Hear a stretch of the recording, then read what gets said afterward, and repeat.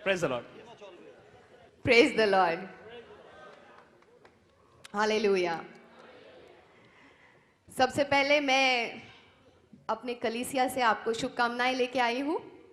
मैं new life fellowship से हूँ और पास्टर शेखर कल्याणपुर मेरे पास्टर हैं। धन्यवाद देती हूँ भाई दिनेश चावला का और सेतु कुमार का, जिन्होंने ये कार्यक्रम का आयोजन किया है और मुझे यहाँ आमंत्रित किया है। आप सब भाइयों के बीच में मुझे बहुत खुशी है, खास करके जॉनी लीवर भाई का, जिन्होंने आज अपना कीमती समय मुझे दिया है।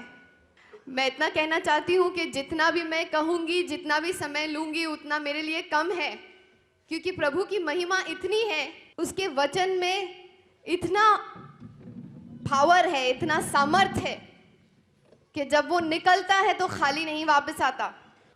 और परमेश्वर हमसे इतना प्यार करते हैं कि जितना अपनी माँ जो अपने बच्चों को दूध पिलाती है, वो उससे इतना प्यार करती है, उसे अपने सीने से लगा के रखती है, लेकिन परमेश्वर अपने बच्चे को, आपको, मुझे उससे भी ज्यादा प्यार करते हैं।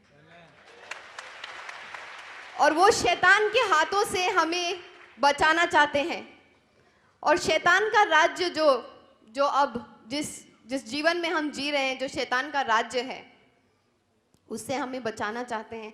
इसीलिए उन्होंने अपने एक लौते बेटे को हमारे लिए, हमें अनंत काल का जीवन देने के लिए भेजा है। और लोग फिल्म स्टारों के दीवाने हैं, लोग क्रिकेटर्स के दीवाने, खिलाड़ियों के दीवाने हैं, लेकिन मैं परमेश्वर के पुत्र की दीवानी हूं।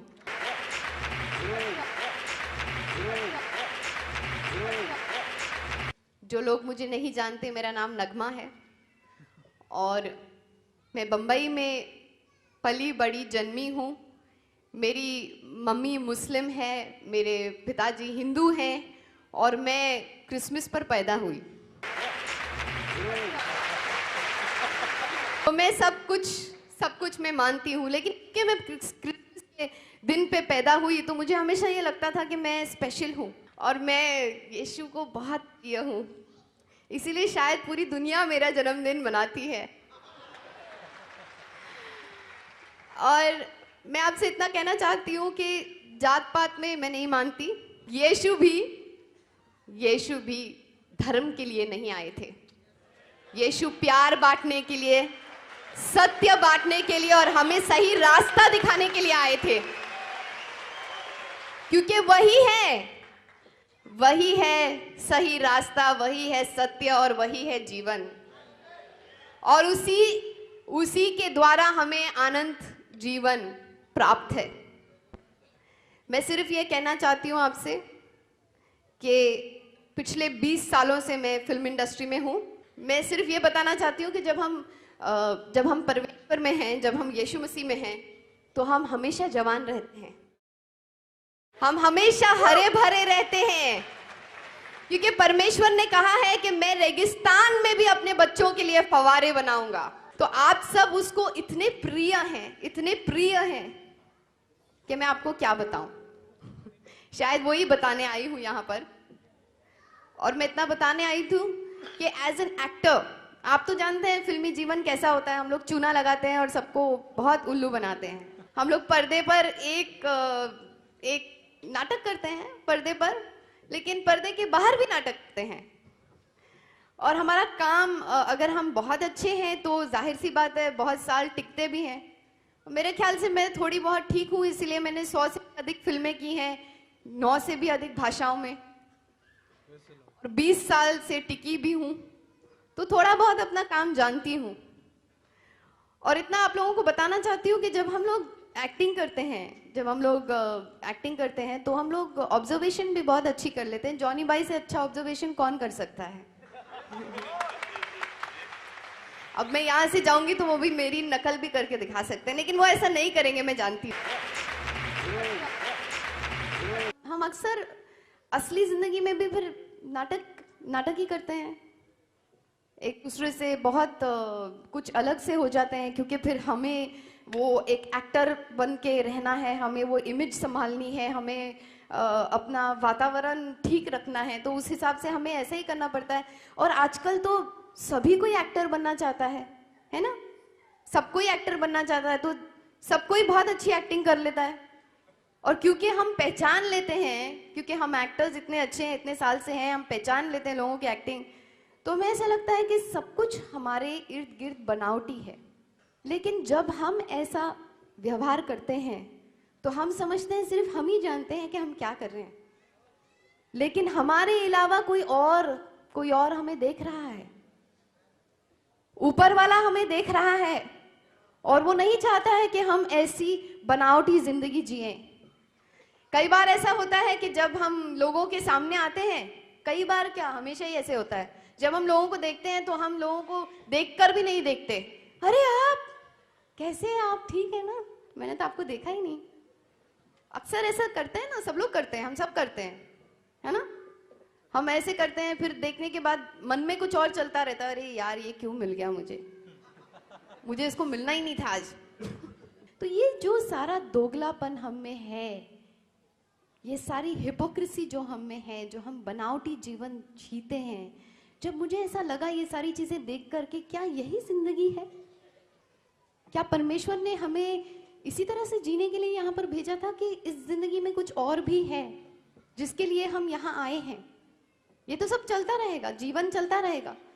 और मेरे जीवन में बहुत आनंद था, पैसों से, हर तरीके से, because he will never leave me nor forsake मी। वो आनंद जो मुझसे कोई चुरा नहीं सकता, जो कोई ले जा नहीं सकता।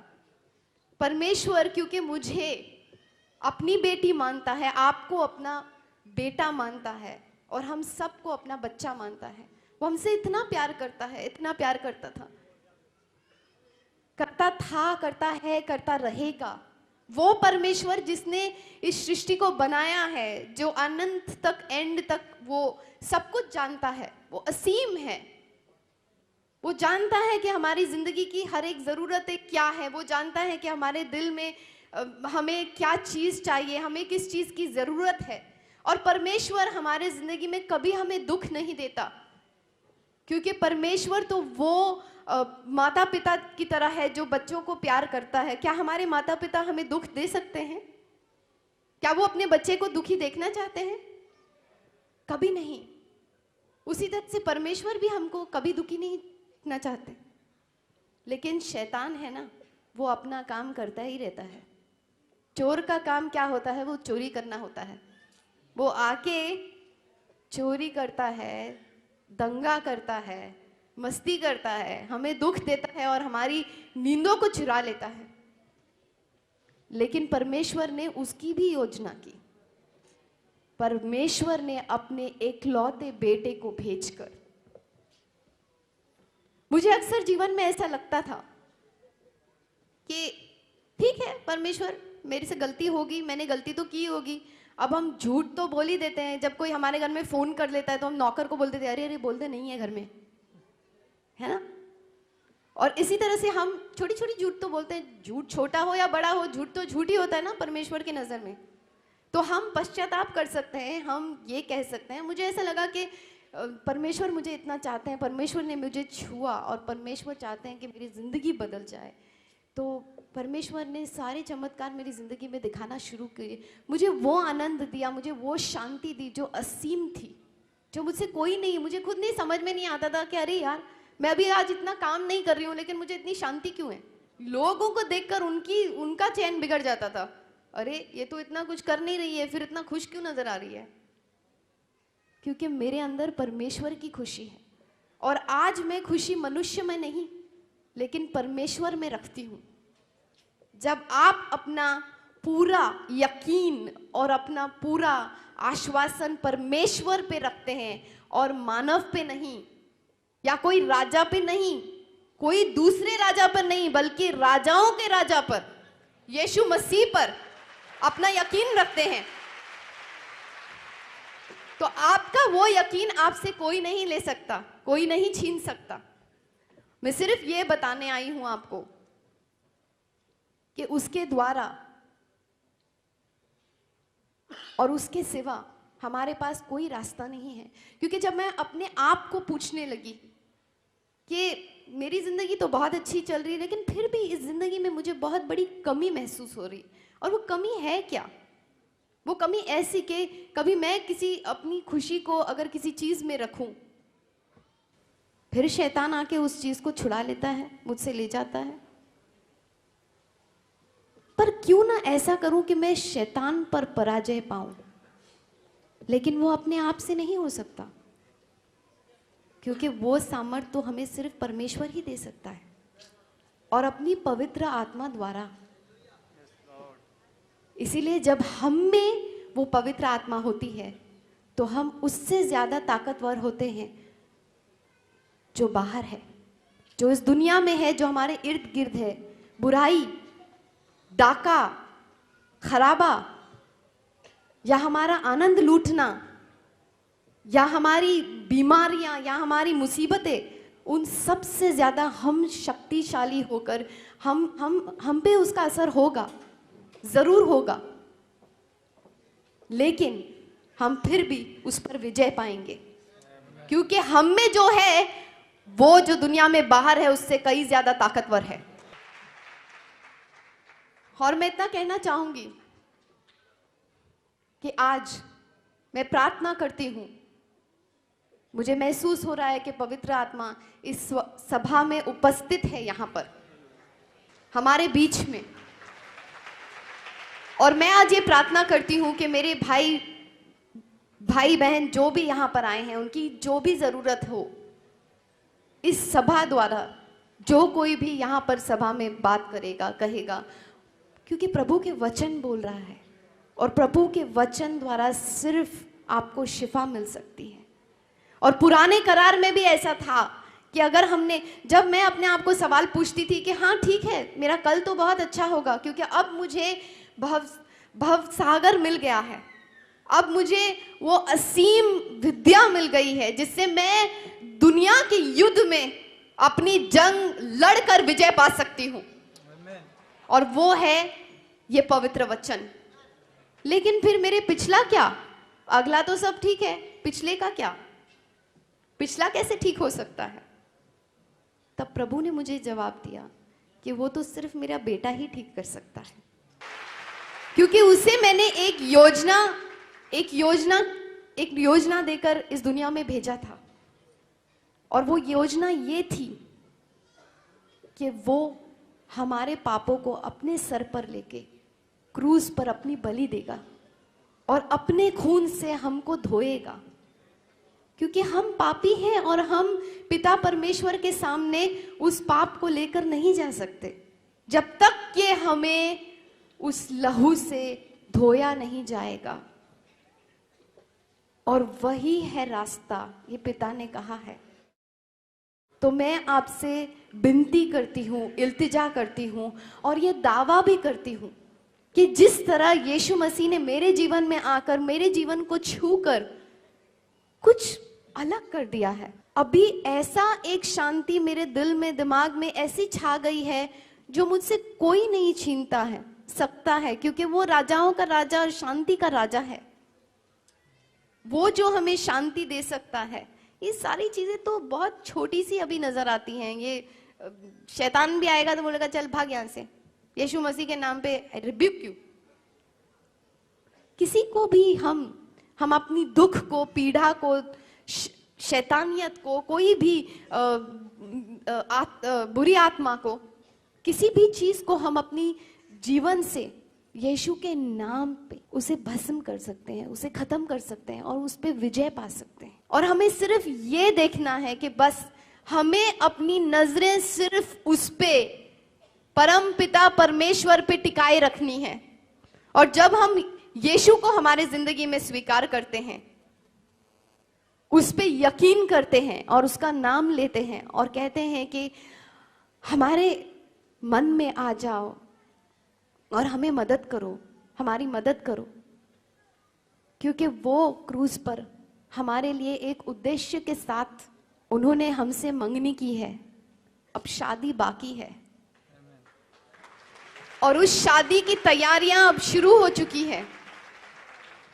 और वो शादी की तैयारियां, मुझे तो ऐसा लगता है कि जैसे वो औरत जिसके सिक्के घूम गए थे, जब उसके सिक्के घूम गए थे तो वो दीवानों की तरह उस सिक्कों को ढूंढ रही थी।